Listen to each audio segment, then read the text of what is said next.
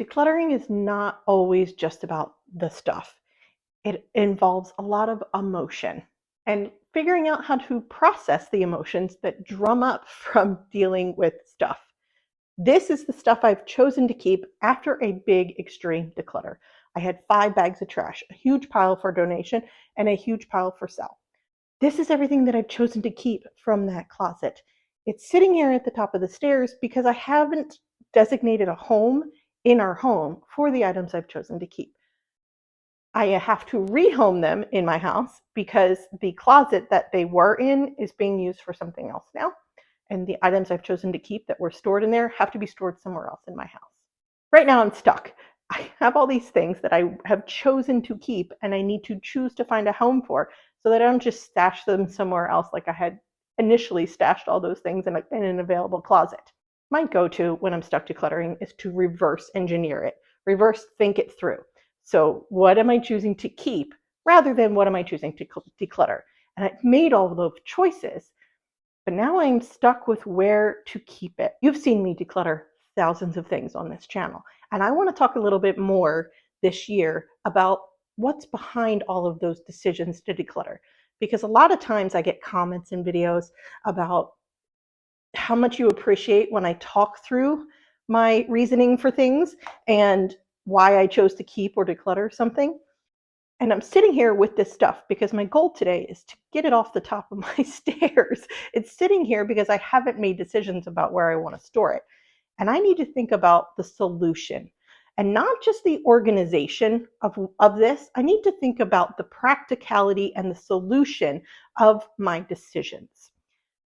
Meaning that what I've chosen to keep, I need to think about how I want to use it in the future or today, if we decide to use it today.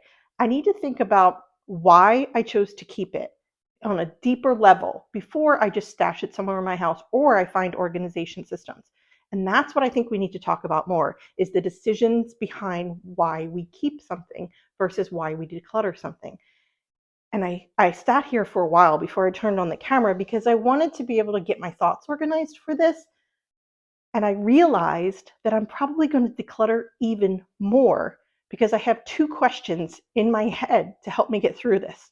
The first question is, what does my life look like without this item? This is a major decluttering question for me that usually pushes me over the precipice of whatever I'm trying to decide. And the second question I like to ask myself when I am decluttering and trying to figure out organizations and solutions for the things that I've chosen to keep is, what is the emotion that is triggered by keeping that item? Is it a positive emotion? Is it a negative emotion? Is it fear? Is it joy? Is it guilt? What is the reason I'm keeping it? And digging deep into the answers of those 2 questions helps me really cement my decision to keep something or actually revisit the consideration to declutter it, even though I've already chosen to keep it a couple of days ago. It doesn't matter what the pile is. Really understanding the reasons that you're keeping something can actually help you declutter. And that's kind of like a radical thought process, to reevaluate a decision to keep something by asking yourself deeper meaning questions. Ultimately, it's not what curriculum I chose, what books I chose, what toys we choose to keep. It's about the decision to keep, not the stuff. It's not about the stuff. And I think maybe it's been 5 years that I've been making these decisions, and over time I've started to recognize better and second guess myself on my own decisions. Am I keeping an item because it reminds me of someone? Am I keeping it because it's sentimental? Am I keeping it because it was a gift and I feel guilty giving it away or trashing it? And reversing it. Are we decluttering an item because it's a duplicate? Are we decluttering it because we don't use it, we don't need it, we don't love it? Why are we making those decisions? And I think that's something I need to maybe talk about a little bit more, at least in this video. Comment below if you think this is sort of a start of a conversation between us about the driving decisions. And it's really the psychological aspects of decluttering. It's a pretty sensitive area when you start discussing the mental health of things, but there is a mental health tie. Science has proven this, to clutter. And there's a tie to keeping things. There's a mental health aspect of keeping things. There's a mental health aspect of decluttering. That brings me back to this, and I'm coming at this a second time. I don't think I've ever done that on this channel, where I am second guessing my decisions to keep. And I'm doing that using two questions. What does my life look like without this item? And what emotions are being triggered by keeping it? All right, I'm gonna pick this because this feels like the easiest example. This is a science kit, a 6-in-1 Space Fleet solar rechargeable. I have two other things in this category on my dining room table right now, and I think I probably have at least two more in here. It's exploratory. It puts something tangible in the kids' hands to learn from. So I have chosen to keep this for those reasons. What does my life look like without this item? Well, science for us is a question that gets asked in our house, and then we spend a week or two or more diving into that with documentaries and internet research and library visits about that topic. Maybe I have some curriculum that supports that question, and then we move on to another question. This is also a great way to trigger questions. So for me, that's what I would like to use this for. Now I have to be intentional with it. Not only do I have to find space in my house for these, I don't want to burn through 5 kits in one day either. So that's how I want to use it. Now, when I think about where I want to store that in my house, we have a schoolroom, and I also have a cabinet in our family room for curriculum and things that we haven't used yet. So I would probably store this in that cabinet. My issue is that when I tuck it away in that way, I forget that I own it, which is what happened in this closet. So let me ask the second question. What emotion does this trigger by keeping it? My initial thought is I have a little bit of happiness because I know my kids would really enjoy this. A little bit of anxiety about figuring out where to keep it in our house. Anxiety about forgetting that we own it. And so I think my best solution would be to make it visible for myself to remember, oh yeah, this is going to be this week's science kit that I'm going to put on the table. Okay. I'm going to stash these downstairs too. I have a lot of these. What does my life look like without these items? Well, I use them for storage in our schoolroom and the office right now.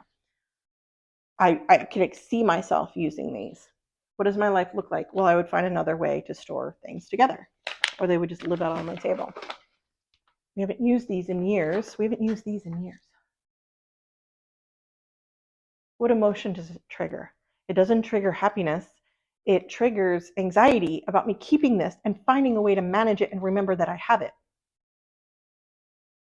Okay, that's the point of this, is to not have to deal with all of this stuff, finding a home in my home. This is gonna be Declutter. Okay, binder that's like a little bit warped, but still certainly usable. I am gonna donate that. I have a homeschool swap table in our co-op that I can put all of this stuff on and somebody will take. I've also been thinking about these.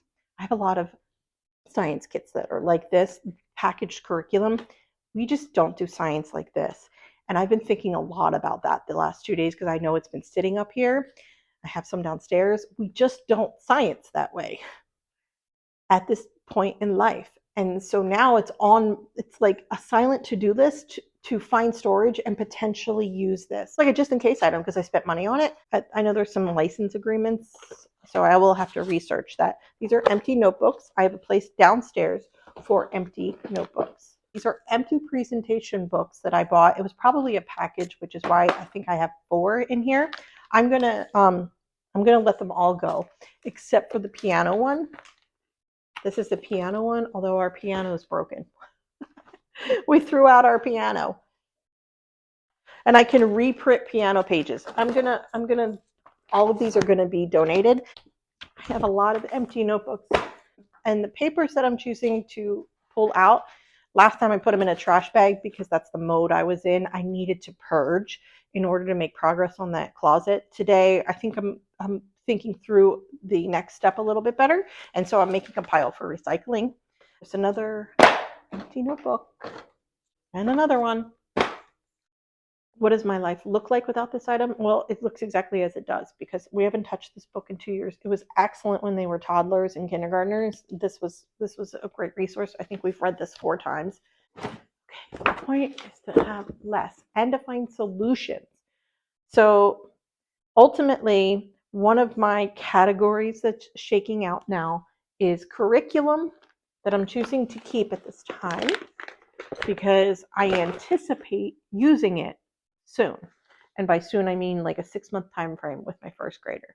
And if I don't, that'll be its last life and it'll be donated. So that's this. I have an entire pile of curriculum choices. Let me show you my pile. Okay, this is my pile. And I have a cabinet in my living room where I store curriculum I'm currently not using. Holy cow. Okay, this is a lot because I already have 4 downstairs. These are empty notebooks. Okay, I don't need this many empty notebooks. No one does. Okay, I'm going to donate these 2, and then I'm just going to take for a moment. What does my life look like without these? It looks fine because I have 4 downstairs already.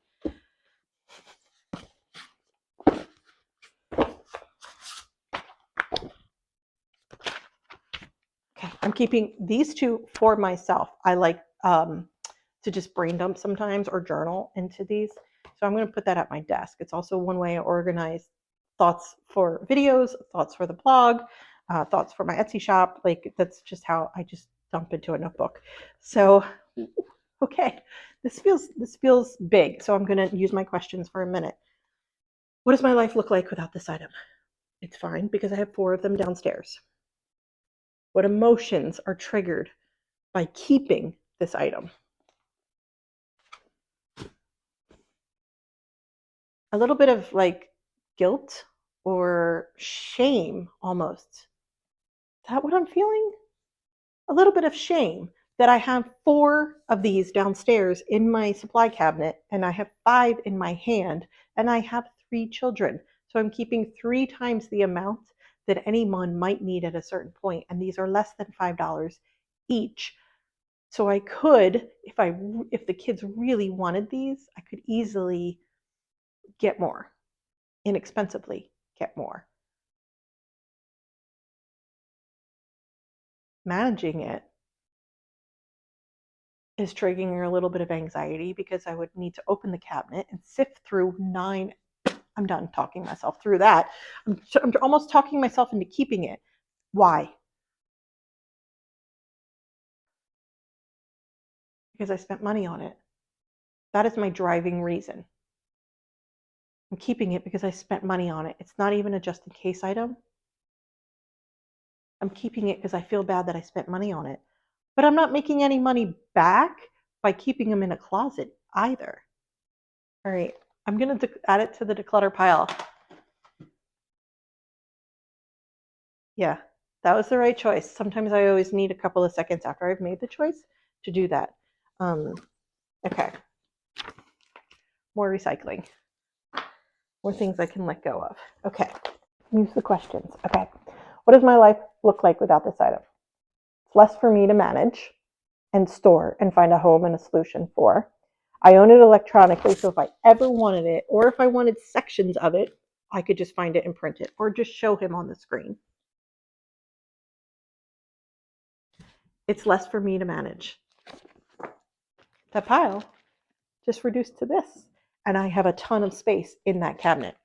Another trick that's really been working for me from a storage perspective is keeping things at 50% full: cabinets, drawers, shelves, because it's a lot easier to see what you own, manage what you own, get it out and put it away. And I don't want an entirely stuffed storage cabinet of curriculum that I might use down the road. And this is nothing compared to the size of that cabinet and the available space that's in that cabinet right now either. Okay. I have divided up the decisions. I've used my 2 questions, and I'm at 40 minutes of recording. I have spent 40 minutes understanding my keep decisions on a deeper level, on an emotional level, on an attachment level, and I've evaluated what my life looks like without these items. Books I'm choosing to keep. This goes on our read aloud shelf. I have a shelf on my cart for read alouds. This goes on my science books shelf in my library, as does this one.